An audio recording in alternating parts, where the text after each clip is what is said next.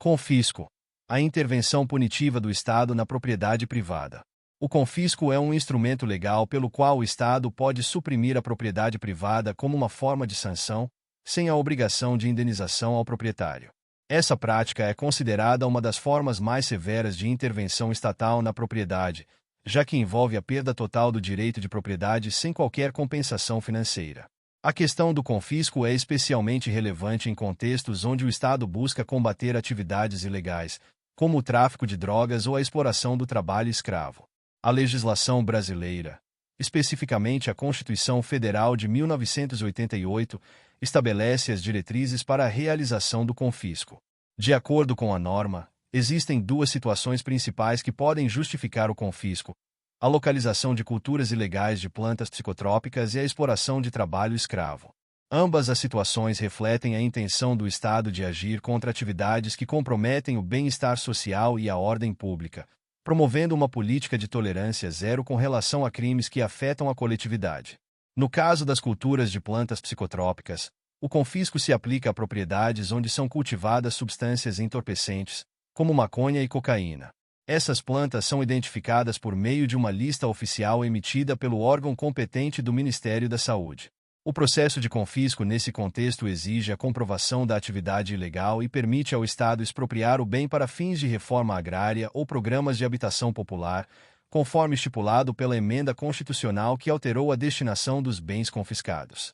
Por sua vez, a exploração de trabalho escravo também é uma razão válida para o confisco. Quando um proprietário é encontrado explorando trabalho escravo em suas propriedades, o Estado pode intervir e confiscá-las como parte das medidas punitivas. Isso demonstra um forte compromisso do governo com os direitos humanos e a dignidade do trabalho, ao mesmo tempo em que busca eliminar práticas abusivas e degradantes. Um aspecto interessante do confisco é que, mesmo sem a necessidade de indenização, o proprietário pode se defender. O Supremo Tribunal Federal, em decisões recentes, tem reafirmado que o proprietário pode afastar a pena de confisco se conseguir provar que não houve culpa em sua conduta. Isso significa que, se o proprietário demonstrar que não tinha conhecimento das atividades ilegais que estavam sendo realizadas em sua propriedade, ele pode evitar a sanção do confisco, mesmo que sua propriedade esteja envolvida em ações ilícitas. A prática do confisco não é simples e requer um procedimento judicial específico, regulamentado pela legislação pertinente. A Lei N. 8.257 de 91, por exemplo, estabelece os trâmites que devem ser seguidos para a expropriação em caso de confisco, garantindo que os direitos do proprietário sejam respeitados durante o processo. A implementação dessa lei é crucial para assegurar que o confisco não se transforme em um ato arbitrário do Estado, mas sim em uma ação dentro dos limites da legalidade. Adicionalmente, a Constituição determina que os bens confiscados devem ser destinados a finalidades específicas, como a reforma agrária ou programas habitacionais. Essa destinação é uma forma de garantir que a intervenção do Estado tenha um caráter social, utilizando os recursos provenientes de atividades ilícitas para promover o bem-estar da sociedade. Essa prática demonstra que o confisco não é apenas um ato punitivo, mas também uma oportunidade para reverter danos sociais causados por atividades criminosas. No entanto, a aplicação do confisco pode gerar polêmicas e debates. A ausência de indenização pode ser vista como uma violação dos direitos de propriedade, um dos direitos fundamentais garantidos pela Constituição. Por outro lado, os defensores do confisco argumentam que essa é uma medida necessária para proteger a sociedade de atividades prejudiciais e que o bem maior da coletividade deve prevalecer sobre os direitos individuais em situações específicas. Um exemplo prático de confisco pode ser observado em operações de combate ao tráfico de drogas, onde propriedades que servem como laboratórios para a produção de drogas são confiscadas.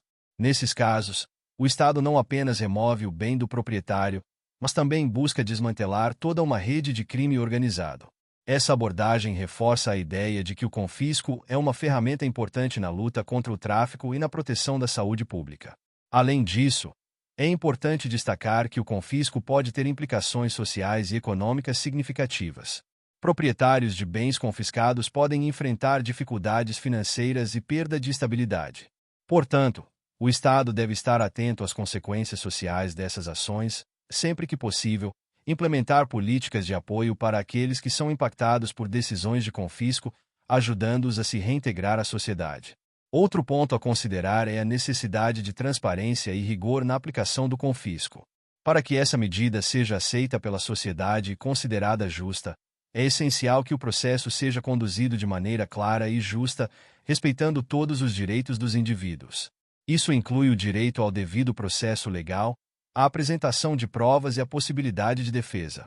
Além de ser um mecanismo de controle social, o confisco também serve como um desincentivo a práticas ilegais.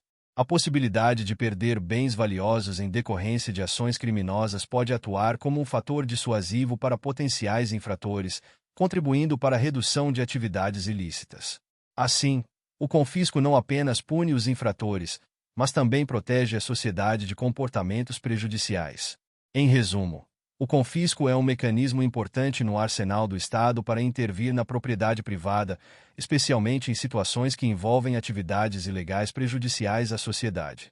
Embora possa ser considerado uma medida severa, sua aplicação deve ser feita com responsabilidade, sempre buscando equilibrar a proteção dos direitos individuais e a promoção do bem-estar coletivo. A capacidade de se defender contra o confisco, bem como a destinação dos bens confiscados para causas sociais, são aspectos que reforçam a ideia de que, mesmo em meio a intervenções rigorosas, o Estado deve sempre ter em mente sua função social e o compromisso com a justiça. Muito obrigado! E não se esqueça de curtir o vídeo, de se inscrever em nosso canal e de compartilhar o vídeo com amigos e familiares para aumentar essa rede do bem. Ative o sininho também para receber todas as notificações dos novos vídeos.